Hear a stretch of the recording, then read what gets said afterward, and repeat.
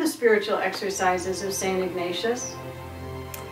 St. Ignatius was a soldier who lived in Spain in the 16th century. After being wounded in battle, he recouped for almost 9 months to a year. And it was during that time that he experienced his own personal conversion. And so he wrote down his experience in a journal.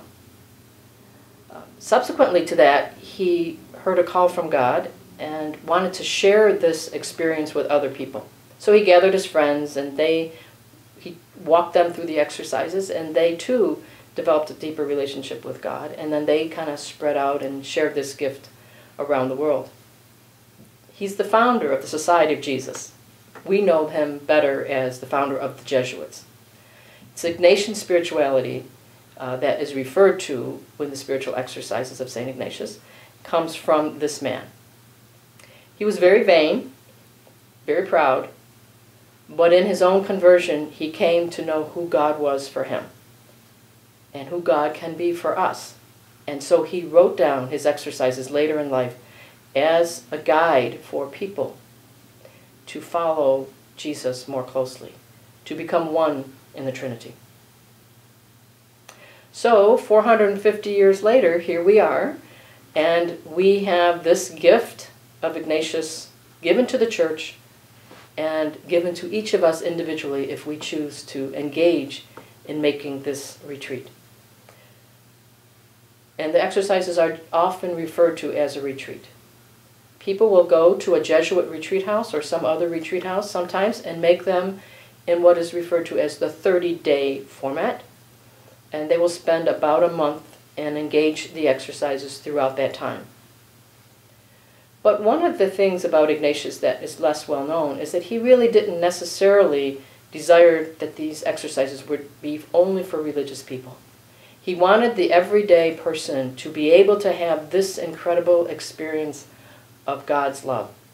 And so, right in his exercises, he wrote in his 19th annotation the description that says people who are unable to go away for a concentrated amount of time, that have to work and take care of their families, could make the same exercises over the course of 30 weeks. And so that is generally what we would encounter in our diocese, would be an offering of the exercises in the 19th annotation format. And what happens in that format? Generally, retreatants would come weekly to meet with a prayer guide or a spiritual director. And then they would be given prayers to pray from Scripture as well as from the book called The Spiritual Exercises of St. Ignatius. That would be their prayer. And so it's a structured prayer, and it's a guided prayer.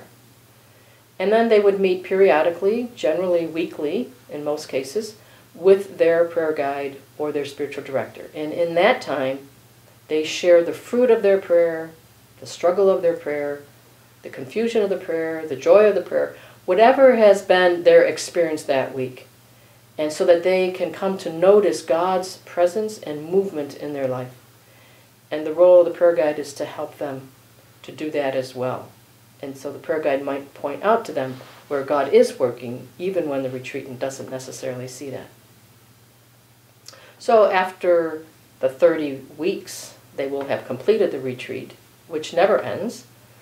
Ignatius always says that we are always living in the 4th week of the spiritual exercises.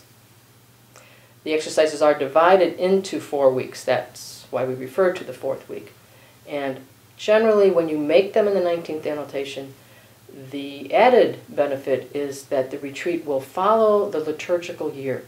So some of the prayers of your weekly prayer each day will coincide with the season of the year. For instance, Advent or Easter or Lent, depending on what week you would be praying with. So this gift of Ignatius to us is for all times. He was a man ahead of his time. Prior to anyone knowing anything about psychology, which came around, what, in the 1850s or so, this man in the 1650s already was able to identify movements and dynamics within himself that helped him to understand his own psyche and his own intentions and his own attachments and a variety of other hindrances to his becoming a whole person. And all of this comes down to us in spiritual exercises. So we have a great person to thank and a great person to pray to help us as we engage in this new journey of spiritual exercises.